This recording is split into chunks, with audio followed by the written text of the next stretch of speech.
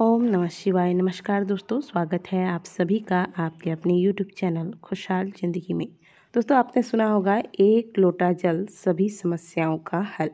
मात्र एक लोटा जल से आप महादेव को प्रसन्न कर सकते हैं और जिस व्यक्ति पर महादेव प्रसन्न हो जाए उस व्यक्ति के तो वारे न्यारे हो जाते हैं।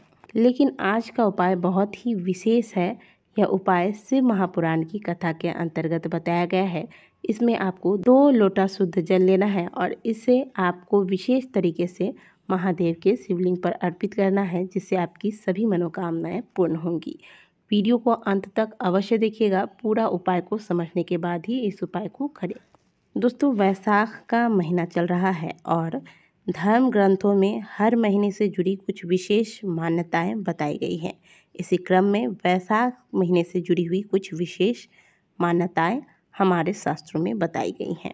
मान्यता है कि समुद्र मंथन के दौरान जो हलाहल विष प्रकट हुआ था, इसे भगवान भोलेनाथ ने सृष्टि के कल्याण के लिए ग्रहण किया था, ताकि पूरी सृष्टि को नाश होने से बचाया जा सके। भगवान शिव ने विष को ग्रहण कर लिया था और इसे अपने गले में रोक लिया था। वैशाख के महीने में भीषण गर्मी पड़ती है और तब महादेव पर भी इस विष का असर होने लगता है और उनके शरीर का तापमान बढ़ने लगता है। इस तापमान को नियंत्रित करने के लिए भगवान शिव के शिवलिंग के ऊपर गलंतिका बांधा जाता है, जिसे कि हम सभी जलहरी के नाम से भी जानते हैं। आपने देखा होगा कि भगवान भोलेनाथ के शिवलिंग के ऊपर एक मटकी रखी होती है, जिससे कि बूंद बूंद जल महादेव के शिवलिंग पर टपकता है, जिससे कि भगवान शिव को ठंडक मिलती है। वैसे तो पूरे साल भर आप महादेव की पूजा में मात्र 1 लोटा जल लेकर जाएं, महादेव के शिवलिंग पर अर्पित करें और उन्हें प्रणाम कर लें। इससे भी महादेव प्रसन्न हो जाते हैं। लेकिन कुछ खास महीने ऐसे होते हैं जब आप महादेव के शिवलिंग पर विशेष प्रकार से जल अर्पित करते हैं, तो इससे महादेव की कृपा आप पर शीघ्र अतिशीघ्र होती है। एक तो श्रावण का महीना, दूसरा वैशाख का महीना। तो अभी वैशाख का महीना चल रहा है। इस पूरे महीने में आप महादेव की पूजा आराधना करें और अगर आपकी कोई मनोकामना है जो पूर्ण नहीं हो रही है, तो कर लीजिए यह 2 लोटा जल वाला सुंदर सा उपाय। इसके लिए आपको 5 बेलपत्र लेने हैं। बेलपत्र बिल्कुल भी कहीं से भी कटा फटा ना हो। सुंदर साफ बेलपत्र आप पहले से तोड़कर इसे धोकर गंगा जल में डुबोकर रख दें। बेलपत्र को तोड़कर इसे अच्छे से साफ करके गंगा जल में अगर आप डुबो के रखते हैं, फिर महादेव के शिवलिंग पर अर्पित करते हैं, तो इसका प्रभाव और ज़्यादा हो जाता है। इसीलिए संभव हो तो पहले से तोड़कर इसे साफ करके गंगा जल में डुबोकर रख दें। अब साथ ही साथ आपको आवश्यकता होगी 2 कलश यानी कि 2 लोटे की। यह लोटा आप तांबे का भी ले सकते हैं या फिर आप चाहे तो मिट्टी का भी पात्र ले सकते हैं। वैशाख के महीने में मिट्टी के घड़े की और ज़्यादा विशेष महत्व होती है, तो आप या तो 2 मिट्टी के कलश ले लें या 2 तांबे के कलश ले लें, या फिर आप ऐसा भी कर सकते हैं कि 1 तांबे का कलश और 1 मिट्टी का कलश। कहने का मतलब है कि कोई भी 2 कलश आपको ले लेना है।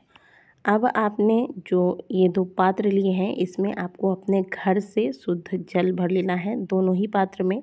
जैसे आप अपने दाहिने हाथ पर 1 लोटा रखेंगे जल भर के, फिर इसी लोटे के ऊपर आपने जो एक और लोटा लिया है इसमें जल भर कर रख लेंगे और इसी प्रकार से आपको मंदिर में यह लोटा लेकर जाना है। अब मान लीजिए आपके घर से मंदिर दूर है, तो इस प्रकार से आप कितनी दूर लेकर जा पाएंगे? तो ऐसे में आप क्या करें, जल आप किसी अलग से किसी बढ़िया साफ जार या फिर किसी बोतल में भरकर रख लें अपने घर से और यह दोनों लोटा ले लें। जब आप मंदिर के थोड़ा निकट पहुंच जाएं, तब आप जिस बोतल में आपने जल भर के लिया है, इसे इन दोनों लोटे में भरकर 1 लोटा के ऊपर 1 लोटा रख के अपने दाहिने हाथ पर रखें और फिर मंदिर के अंदर प्रवेश करें। जिनका घर मंदिर से बहुत ज़्यादा दूर है वो ही ऐसा करें। जिनका थोड़ा पास में है वो कोशिश करें कि घर से ही आप इस प्रकार से अपने हथेली पर दोनों लोटे को रख कर आप यह जल से भरा पात्र लेकर जाएंगे।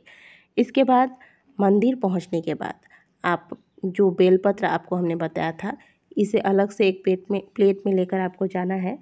सबसे पहले ये जो 5 बेलपत्र आप लेकर गए थे, इन्हें एक एक करके महादेव के शिवलिंग पर श्री शिवाय नमस्तुभ्यम बोल बोल कर रखते जाना है और अपना कामना, आपको जो भी आपकी मनोकामना है, जिस मनोकामना के साथ इस उपाय को आप कर रहे हैं, वह मनोकामना आपको महादेव के समक्ष बोलते जाना है। यानी कि अपने मन में जो कामना है उसे रखकर श्री शिवाय नमस्तुभ्यम बोलते हुए ये 5 बेलपत्र महादेव के शिवलिंग पर एक एक करके अर्पित कर देना है आपको। यहाँ ध्यान रखिएगा कि महादेव के शिवलिंग के समक्ष आप जब खड़े रहेंगे, आपका मुंह उत्तर दिशा की ओर हो और पीठ दक्षिण दिशा की ओर हो। इस प्रकार से खड़े होकर फिर आपको यह बेलपत्र अर्पित करना है। अब ये जो 5 बेलपत्र आपने महादेव के शिवलिंग पर अर्पित किए हैं, इन 5 बेलपत्र के ऊपर आपको जो जल आप लेकर गए हैं, ये जल अर्पित करना है। अब यहाँ जल चढ़ाने का तरीका ध्यान से सुनिए। आपको एक जल का लोटा अपने दाहिने हाथ में, एक जल का लोटा अपने बाएं हाथ में पकड़ना है और दोनों हाथों से महादेव के शिवलिंग पर एक ही साथ धीरे धीरे जल की धार गिरानी है। और यह जल की धार बिल्कुल धीरे धीरे गिरानी है ताकि इसकी छींटे जो है वह आपके ऊपर ना पड़े। और ध्यान दीजिएगा कि एक साथ दोनों ही लोटे के जल की धार इस बेलपत्र पर गिरनी चाहिए। जल चढ़ाते वक्त जल आप इतनी इस गति में चढ़ाइएगा कि आप इस बीच में 11 बार या 21 बार श्री शिवाय नमस्तुभ्यम का जाप कर सकते। यानी कि जब तक आप जल चढ़ा रहे हैं तब तक कम से कम 11 या 21 बार आपका श्री शिवाय नमस्तुभ्यम मंत्र का जाप हो जाना चाहिए। ऐसा नहीं कि आपने सारा जल चढ़ा दिया और आपका जाप अभी तक पूरा नहीं हुआ। ध्यान रखिएगा कि कभी भी महादेव के शिवलिंग पर खड़े होकर जल नहीं चढ़ाना चाहिए। संभव हो बैठ जाइए, बैठ नहीं सकते तो थोड़ा झुक कर फिर महादेव के शिवलिंग पर दोनों हाथों में लोटा लेकर यह जल अर्पित करना है। अब देखिए, जल आप जब महादेव के शिवलिंग पर चढ़ा देंगे तो ये जल जो है यह बहते हुए जलाधारी से नीचे की ओर जाएगा। आपको यहाँ से अपने दाहिने हाथ में जल लेना है और आपकी जो भी मनोकामना है, जो भी कष्ट है, महादेव को बोलकर श्री शिवाय नमस्तुभ्यम कहते हुए अपने दोनों नेत्रों में इस जल का स्पर्श कर लेना है। बस इतना करके आपको महादेव को प्रणाम करके अपनी कामना कहकर वापस आ जाना है। ये उपाय आप पूरे वैशाख महीने में किसी भी दिन कर सकते हैं। विशेष करके यदि आप सोमवार के दिन या प्रदोष के दिन, प्रदोष काल में अथवा महाशिवरात्रि के दिन करते हैं तो ये और ज़्यादा विशेष होता है। तो आशा करते हैं कि दी गई जानकारी आपको अच्छी लगी होगी। वीडियो अच्छी लगी है तो वीडियो को लाइक कीजिएगा, कमेंट बॉक्स में हर हर महादेव अवश्य लिखिएगा। मिलते हैं आपसे अगली वीडियो में, तब तक के लिए ओम नमः शिवाय, हर हर महादेव।